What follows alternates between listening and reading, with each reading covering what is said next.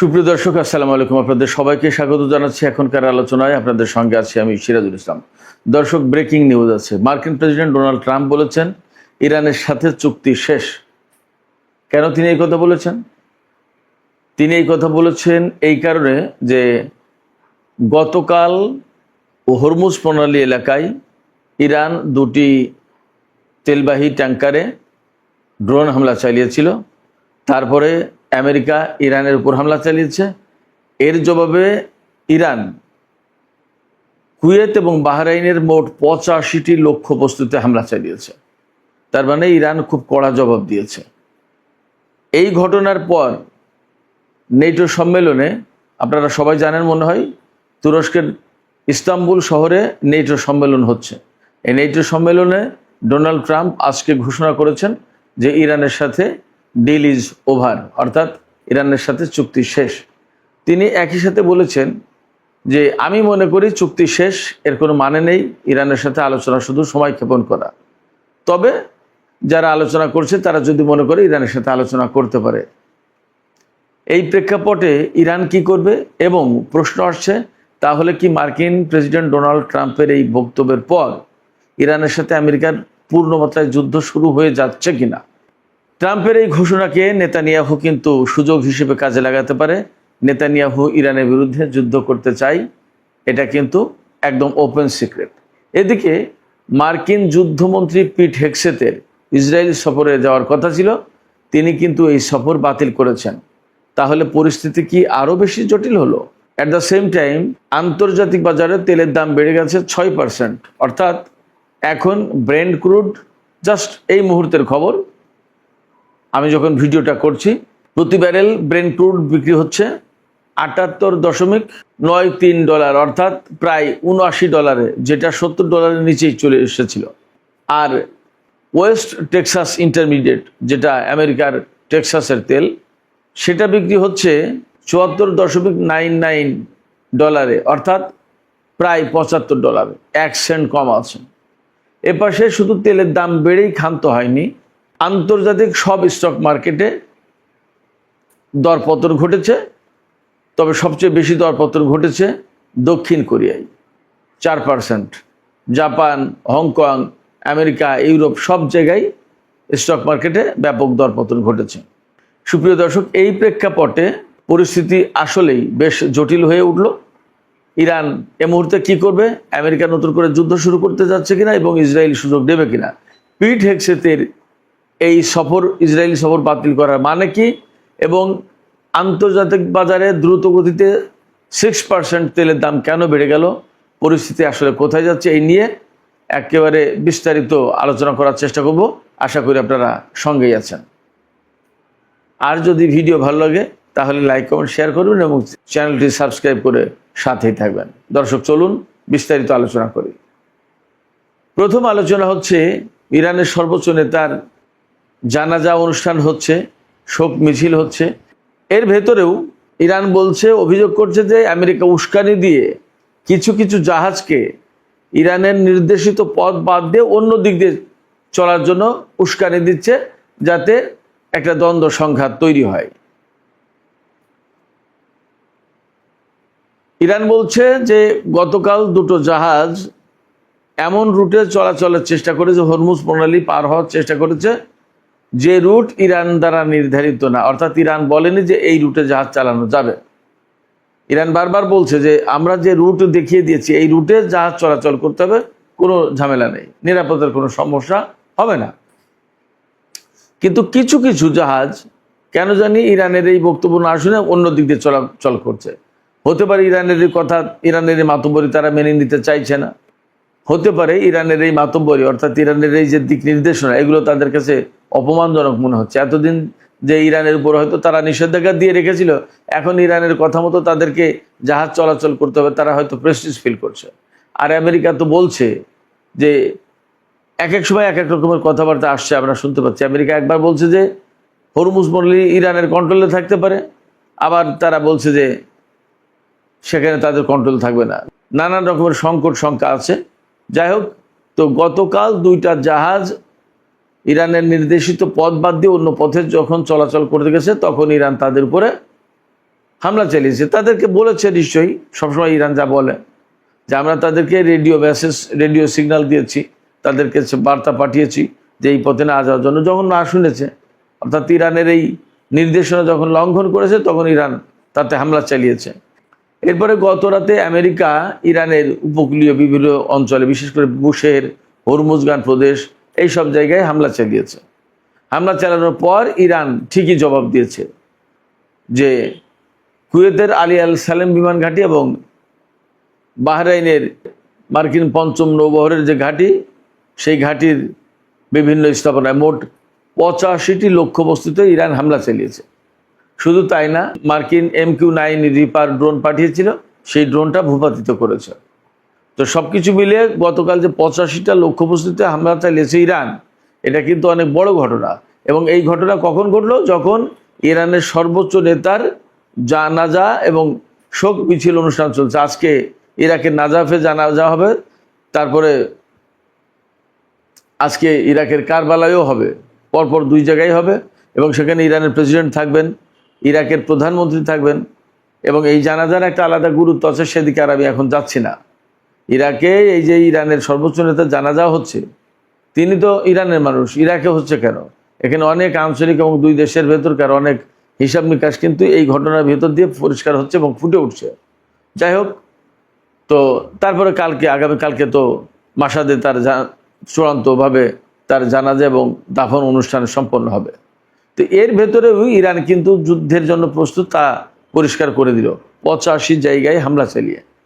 এই যে গত কিছুদিন ধরে, এই গত 3-4 দিন একটু বন্ধ ছিল, তার আগে ইরানের সাথে আমেরিকার কয়েক দফা হামলা পাল্টা হামলার ঘটনা ঘটেছে, আবার আজকে ঘটলো।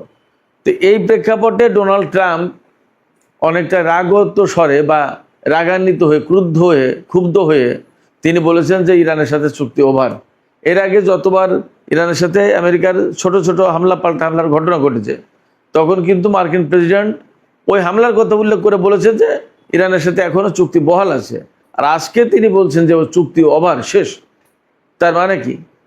তাহলে চুক্তি কি শেষ হয়ে গেলে এখন ইরানের সাথে আমেরিকার আবার যুদ্ধ শুরু হবে, নাকি আমেরিকা চুপচাপ এখান থেকে বেরিয়ে যাবে? আসলে কি হতে যাচ্ছে, এইটা নিয়ে আমি বিস্তারিত একটু আলোচনা করার চেষ্টা করি। কয়েকটা অ্যাঙ্গেল থেকে এই আলোচনাগুলো হওয়া দরকার। প্রথম অ্যাঙ্গেল হচ্ছে কূটনৈতিক অ্যাঙ্গেল। যে কথা বলা হচ্ছে যে চুক্তি শেষ, চুক্তি যদি শেষ হয় তাহলে কি হবে? তাহলে যুদ্ধ, অথবা আমেরিকাকে একেবারে চুপ থাকার প্রশ্ন। আমেরিকাকে যদি চুপ থাকতে হয়, তাহলে কিন্তু হরমুজ প্রণালী এলাকায় ইরান তার মতো করে কন্ট্রোল করবে। যদি ইরানের কন্ট্রোল না মানে, তাহলে আমেরিকাকে আবার নতুন করে এখানে, অর্থাৎ হরমুজ প্রণালী এলাকায় ব্লকেট দিতে হবে। তাহলে আবার যে সংঘর্ষ, সেই দিকেই চলে গেল পরিস্থিতি। কিন্তু এখানে কূটনৈতিক যে অ্যাঙ্গেল, সেই জায়গা থেকে আমরা যে কথা বলতে পারি সেটা হচ্ছে, যদি আমরা ধরে নিই ডোনাল্ড ট্রাম্পের এই বক্তব্য সঠিক যে যুদ্ধবিরতি শেষ বা চুক্তি শেষ, যদি তাই হয়, তাহলে কিন্তু এই যুদ্ধবিরতি চুক্তিটা একদম মারাত্মক রকমের ঝুঁকির মুখে আছে, ঝুঁকির মুখে পড়ে গেল। যে কোনো সময় আবার যুদ্ধ লেগে যেতে পারে। তবে এখানে একটা লক্ষণীয় ব্যাপার আছে। সেই লক্ষণীয় ব্যাপারটা হচ্ছে, ডোনাল্ড ট্রাম্প একদিকে বলছেন যে চুক্তি শেষ, আবার তিনি একই সাথে বলছেন যে যদি তার আলোচকরা ইরানের সাথে আলোচনা করতে চায়, সেটা তাদের ব্যাপার করতে পারে, তবে আমি মনে করি এটা সময় ক্ষেপণ। তার মানে তিনি কিন্তু একেবারে চূড়ান্তভাবে এমন ডিরেকশনস, এমন বক্তব্য দেননি যে ইরানের সাথে চুক্তি শেষ, ইরানের সাথে যুদ্ধবিরতি শেষ, ইরানের সাথে আর কোনো কথা নেই, আলোচনা নেই, এখন যুদ্ধ শুরু করো। তিনি কিন্তু এইরকম কোনো কথা বলেননি। তার মানে এখনও এই যুদ্ধবিরতি বেঁচে থাকার আশা, সম্ভাবনা রয়েছে। যদি আমরা সামরিক অ্যাঙ্গেল থেকে এই বিষয়টি বিশ্লেষণ করি, তাহলে বলতে হবে হরমুজে আবার সংঘাত শুরু হতে পারে। হরমুজ এলাকায় যখনই সংঘাত শুরু হবে, তখন মধ্যপ্রাচ্যের যে সমস্ত মার্কিন ঘাঁটি আছে, সেখানে কিন্তু ইরান অবশ্যই পাল্টা হামলা চালাবে। যদি পাল্টা হামলা চালায়, তাহলে কি দাঁড়াবে? মার্কিন সরকারও ইরানের উপরে পাল্টা হামলার চেষ্টা করবে বা পাল্টা হামলা চালাবে।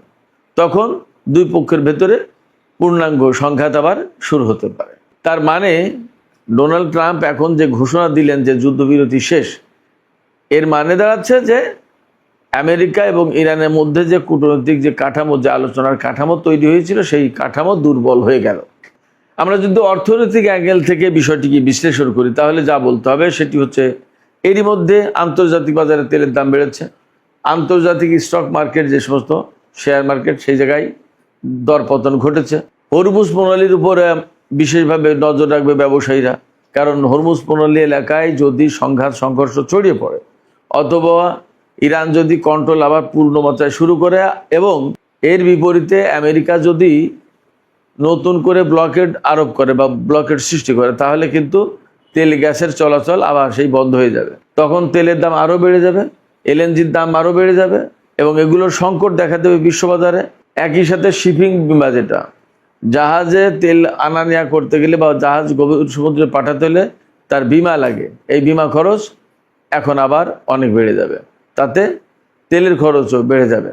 ইসরায়েলি অ্যাঙ্গেল থেকে যদি আমরা বিষয়টা বিশ্লেষণ করার চেষ্টা করি তাহলে দেখতে হবে যে এই যুদ্ধবিরতি যদি শেষ করে ফেলেন মার্কিন প্রেসিডেন্ট ডোনাল্ড ট্রাম্প, তিনি যদি ঘোষণা দেন যে এটা শেষ, ইরানের সাথে আর কোনো আলোচনা হবে না, তাহলে ইসরায়েলের প্রধানমন্ত্রী বেনিয়ামিন নেতানিয়াহু নতুন করে ইরানের বিরুদ্ধে যুদ্ধ শুরুর প্রস্তুতি নিতে পারেন। তিনি ডোনাল্ড ট্রাম্পের এই যুদ্ধবিরতি শেষ এই ঘোষণাকে যুদ্ধ শুরুর একটা সুযোগ হিসেবে নেতানিয়াহু দেখতে পারেন। তিনি বহুদিন ধরেই কিন্তু ইরানের সঙ্গে কূটনৈতিক প্রক্রিয়ার চেয়ে যুদ্ধের ভেতর দিয়ে সমস্যার সমাধানের কথা বলে আসছেন। এপাশে পাকিস্তান এবং কাতার অ্যাঙ্গেল একটা আছে। আমরা সবাই জানি যে ইরানের সাথে আমেরিকার এবং ইসরায়েলের যে যুদ্ধ হয়েছে তাতে যুদ্ধবিরতির ক্ষেত্রে প্রথমে পাকিস্তান খুবই গুরুত্বপূর্ণ ভূমিকা রেখেছে, পরবর্তীতে কাতারও মধ্যস্থতাকারী হিসেবে যুক্ত হয়েছে। এতে দেখা যায় এই দুই দেশ অনেক গুরুত্বপূর্ণ রোল প্লে করেছে এবং তাদের কারণে ইরান এবং আমেরিকার মধ্যে অনেক আলোচনা হয়েছে। কিন্তু এই মুহূর্তে যদি সেই আলোচনা ভেঙে যায় তাহলে তারা তাদের কূটনৈতিক চেষ্টা প্রচেষ্টা মার খেয়ে যায়, প্রশ্নের মুখে পড়বে, তাদের চেষ্টা প্রচেষ্টা অনেকটা ধাক্কা খাবে। এই জায়গা থেকে পাকিস্তান এবং কাতার অবশ্যই আমি মনে করি যে খুব দ্রুতই তারা আবার অ্যাক্টিভ হয়ে উঠবেন এবং দুই পক্ষকে আলোচনায় বসানোর জন্য চেষ্টা প্রচেষ্টা শুরু করবেন, হয়তো চূড়ান্তভাবে সফলও হতে পারে। ট্রাম্পের রাজনৈতিক অ্যাঙ্গেল, এটা আবার কি?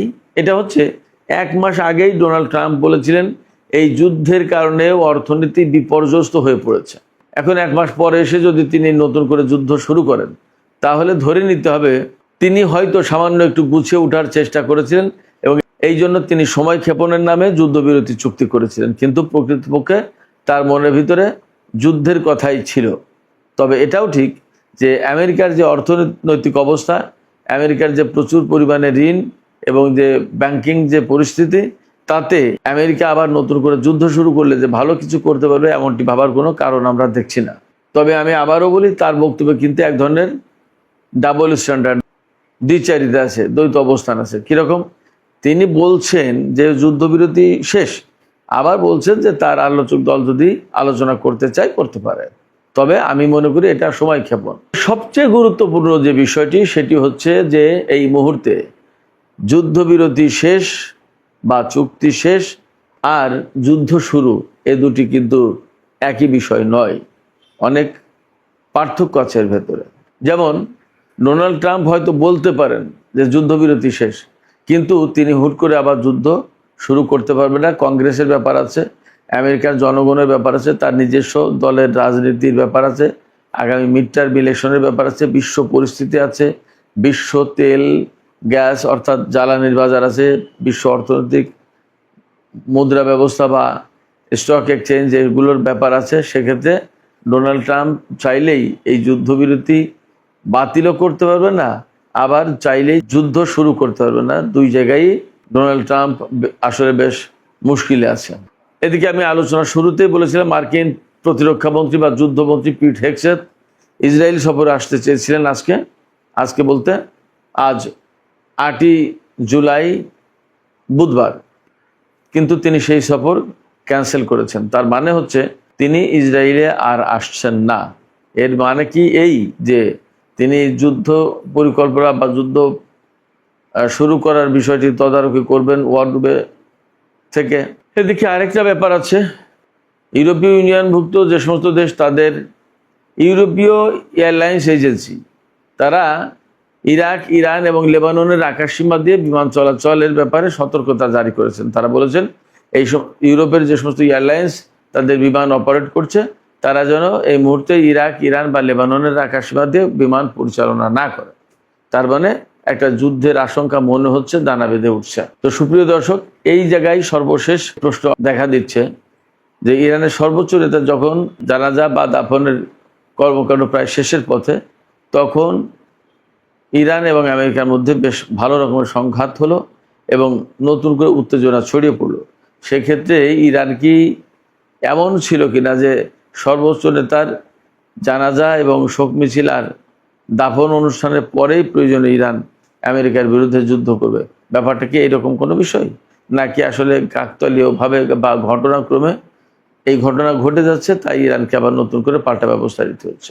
তবে এটা ঠিক যে সর্বোচ্চ নেতার জানাজা, শোক মিছিল এবং দাফনের অনুষ্ঠানের আয়োজন করার ভেতরেও ইরান সামরিকভাবে প্রস্তুত ছিল এবং আছে, সেটা বোঝা যাচ্ছে।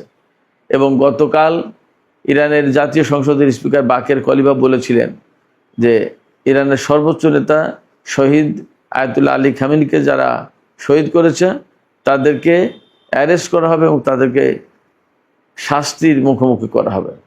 আবার আজকেও ইরানের সামরিক বাহিনী দেখলাম বিবৃতি দিয়েছে যে কোনো রকমের ভুল হিসাব নিকাশ করলে তার কঠিন এবং তাৎক্ষণিক জবাব দেওয়া হবে। তার মানে দাঁড়াচ্ছে যে ইরানের সর্বোচ্চ নেতাকে ইরানি জনগণ যখন দাফনের প্রস্তুতি নিচ্ছে, কিন্তু একই সাথে তাদের সামরিক প্রস্তুতিও আছে। এবং আমরা এর ভিতরে দেখতে পাচ্ছি ইরানের বিভিন্ন শহরে আমেরিকার সাথে আলোচনা না করে বরং তাদের সাথে যুদ্ধের ভেতর দিয়ে বিষয়টি ফয়সালা করার জন্য ব্যাপকভাবে বিক্ষোভ মিছিল হয়েছে। তো এই পরিস্থিতিতে ইরান সরকার কি করবে, ইরান সরকার কি ধরনের সিদ্ধান্ত নেবে, সেটাও কিন্তু একটা বড় বিষয়, দেখার বিষয়। তো সুপ্রিয় দর্শক, এখনকার আলোচনা এখানে শেষ করতে চাই। যাবার আগে আমি আপনাদের কাছে মন্তব্য জানতে চাই যে ডোনাল্ড ট্রাম্প যে ঘোষণা দিলেন যে যুদ্ধবিরতি শেষ, আসলে কি ইরানের সাথে আমেরিকা নতুন করে যুদ্ধ শুরু করতে যাচ্ছে, নাকি এটা ইরানকে এক ধরনের হুমকি দিয়ে তাদেরকে আলোচনা টেবিলে বসে তাদের কাছ থেকে বড় রকমের ছাড় আদায়ের চেষ্টা করছে? সুপ্রিয় দর্শক, আপনাদের মতামত জানিয়ে কমেন্টে লিখতে পারেন। আর ভিডিও ভালো লাগলে আবারও বলি, লাইক, কমেন্ট, শেয়ার করে সাথেই থাকবেন। দর্শক, আপনাদের সবাইকে অনেক অনেক ধন্যবাদ। আল্লাহ হাফেজ।